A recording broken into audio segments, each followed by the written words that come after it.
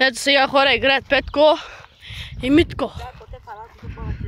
Va, ce? Va?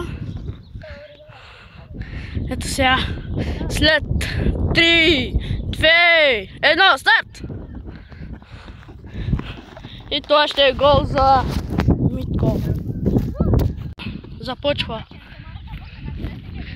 Петко. Митко, дали пак ще вкарва? И това ще е гол за Митко.